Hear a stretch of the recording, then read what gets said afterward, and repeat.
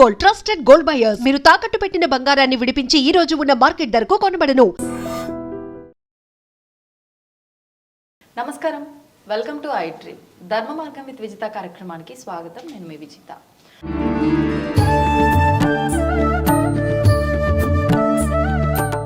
నమస్కారం గురుగారు.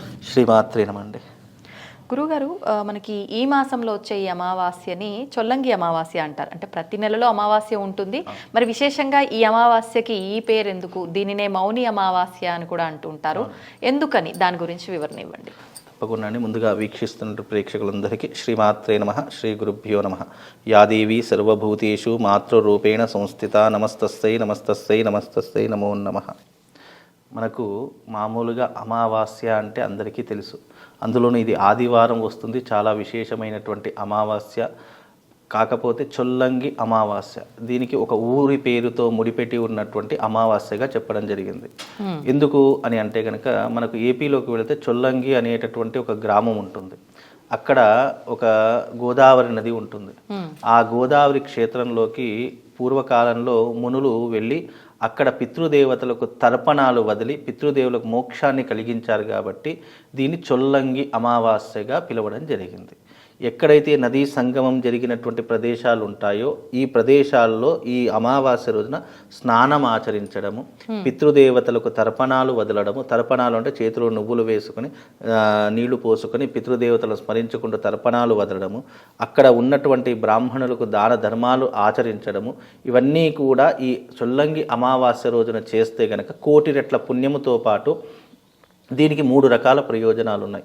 వంశ అభివృద్ధి జరుగుతుంది, జీవితంలోకి వృద్ధిలోకి వస్తూ ఉంటారు, జీవితంలో ఉన్నటువంటి అశాంతి అంతా కూడా తొలగిపోతుంది అనేటటువంటి తాత్పర్యం కూడా ఈ యొక్క చొల్లంగి అమావాస్యలో చెప్పడం జరిగింది. కాబట్టి ఇది కేవలం నెగిటివ్కే కాకుండా పాజిటివ్కి కూడా చాలా విపరీతంగా చెప్పుకునేటటువంటి అమావాస్య చొల్లంగి అమావాస్య.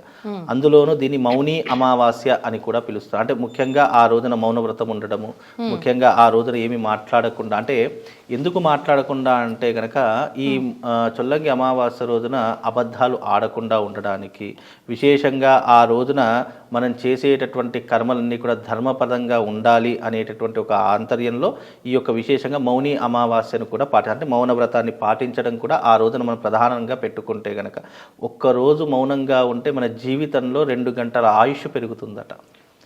దాని వెనక పరమార్థం కూడా చాలా రకాలుగా చెప్పడం జరిగింది. అందుకే ఈ చొల్లంగి అమావాస్య అనేటటువంటిది పితృదేవతలకు అంకితం చేయబడినటువంటిది. అందులోనూ అమావాస్య అంటే నెగిటివ్కి కూడా చాలా రకాలైనటువంటి శక్తిని పుంజుకుంటూ ఉంటుంది. అంటే దుష్ట శక్తుల యొక్క శక్తులు కూడా పెరిగేటటువంటి అమావాస్య కూడా పరిగణించబడుతుంది. కాబట్టి ఈ చొల్లంగి అమావాస్య రోజున ఎవరైతే శివారాధన చేసుకుంటారో, లేదా ఆ రోజున చాలామందికి తెలియనటువంటి విషయం ఏంటి అని అంటే కనుక ఈ ఆదివారం అమావాస్య వచ్చింది కాబట్టి దీనిని విపరీతంగా చాలామంది నెగిటివ్ కోసం వాడుకుంటూ ఉంటారు. అలాంటి నెగిటివ్ అనేటటువంటిది అంటే మామూలుగా మనం ఏమంటామంటే చేతబడులు, బాణమతులు, చిల్లంగులు, లేదంటే ఎవరి మీదనే దుష్ట ప్రయోగం చేశారు లేదా మందు పెట్టారు, ఇలాంటి పదాలు చాలా వింటూ ఉంటాము. అలాంటి చర్యలు ఎవరి జీవితంలోనైనా ఉన్నాయి అని అంటే ఈ అమావాస్య రోజున విశేషంగా చేసుకునేటటువంటి క్రతువులు చాలా మట్టుకు శాస్త్రంలో తెలపడం జరిగింది. అందులోనూ తాంత్రిక విధానంలో కూడా ఈ చొల్లంగి అమావాస్య రోజున దేవాలయంలో నిద్ర చేయడము, అలాగే బ్రాహ్మణులకు దాన ధర్మాదులు చేయడము, అలాగే ఆ రోజున ఇంట్లో పారాయణం చేసుకోవడము, గీతా పారాయణం చేసుకోవడము, లలితా సహస్రనామ పారాయణం చేసుకోవడము, ఇలా దైవిక క్రతువులను ఎక్కువగా ఆచరించడం వల్ల దుష్టశక్తుల నుంచి దూరం వెళ్ళిపోతూ ఉంటాము. దుష్టశక్తుల యొక్క ప్రభావం తగ్గుముఖం పట్టడంతో పాటు మన శరీరం మీద ఉన్నటువంటి నెగిటివ్ ఎనర్జీ అంతా కూడా తగ్గిపోతుంది అనేటటువంటి ఆంతర్యంలో కూడా ఈ చొల్లంగి అమావాస్యను చాలామంది వినియోగిస్తారు. విశేషంగా చొల్లంగి అమావాస్య అంటే స్నానము, జప, తప, హోమాది క్రతువులకు ఈ చొల్లంగి అమావాస్య చాలా విశేషమైనటువంటిది. పితృదేవతల యొక్క తర్పణాలకు, పితృదేవతల యొక్క స్మరణకు, పితృదేవతల యొక్క పూజలకు కూడా ఈ చొల్లంగి అమావాస్య చాలా విశేషమైనటువంటిది అని అర్థము.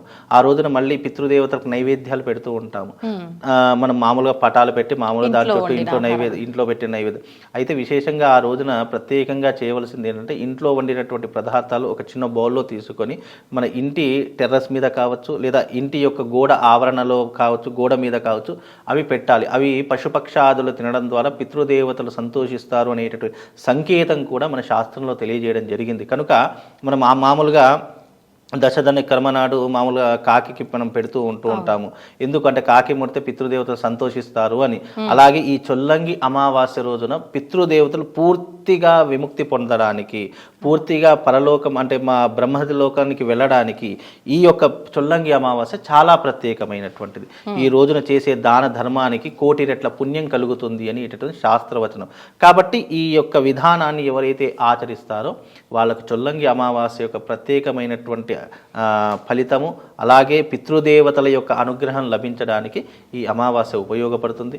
అందులోనూ ఎవరికైతే ఈ యొక్క నెగిటివ్ ఎనర్జీ చాలా ఎక్కువగా ఉందో అలాంటి వారు కూడా విశేషంగా మనము మామూలుగా దైవత ఆరాధన చేసుకోవడము, విశేషంగా దైవక కృప పొందడము ఈ రోజున చాలా విశేషంగా మనకు దొరుకుతుందండి. ఇప్పుడు పితృదోషాలు ఉన్న వాళ్ళు విశేషంగా ఈ రోజున చేసుకుంటే ఫలితం ఉంటుంది అంటారా?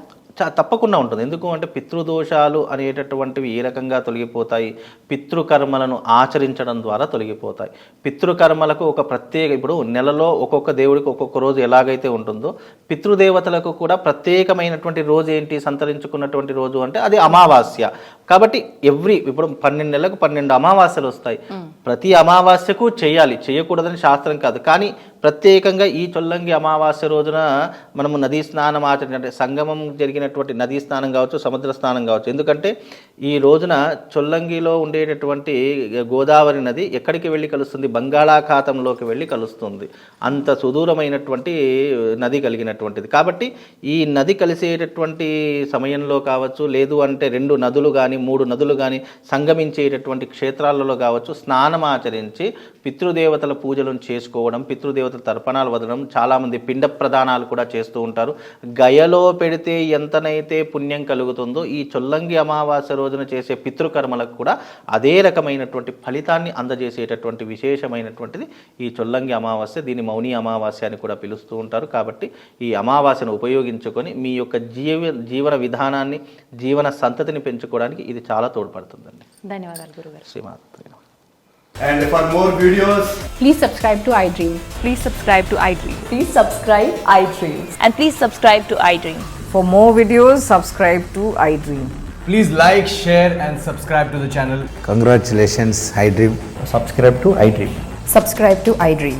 So subscribe to iDream Media. iDream team అందరికి huge congratulations. Please subscribe iDream Media. Please subscribe to iDream. Subscribe iDream. Please subscribe to iDream. iDream అంటే నా కళల ఛానల్ను సబ్స్క్రైబ్ చేసుకున్న నోరు తిరుగుతలేదు, మీరైతే గంట గుర్తు కొట్టండి. For more such videos, please subscribe to iDream. Subscribe to iDream. Please subscribe to iDream. Please subscribe iDream Media. Please do subscribe to iDream. Please subscribe to iDream Media. For best entertainment and information, please subscribe iDream. And don't forget to subscribe to iDream.